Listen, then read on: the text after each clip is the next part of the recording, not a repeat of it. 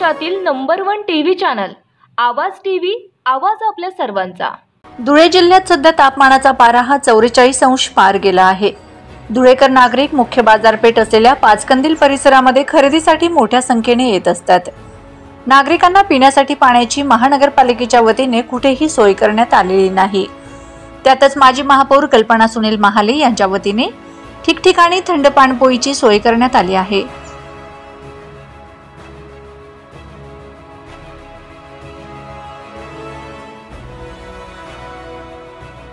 रोज 40 ते 50 पाण्याचे जार या ठिकाणी लागत असतात। येणाऱ्या जाणाऱ्या नागरिकांना पिण्यासाठी थंड पाणी मिळत असल्याने नागरिकांनी देखील समाधान व्यक्त केले आहे। महापालिका प्रशासन धुळेकर नागरिकांसाठी कुठल्याही प्रकारची पिण्याच्या पाण्याची सोय शहरात कुठेही करण्यात आलेली नाही।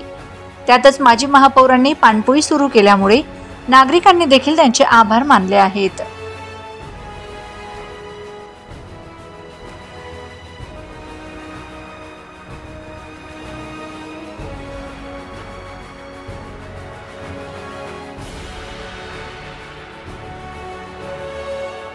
रोजच्या ताज्या घडामोडींसाठी आवाज टीव्हीला सबस्क्राइब करा आणि बेल आयकॉन प्रेस करा।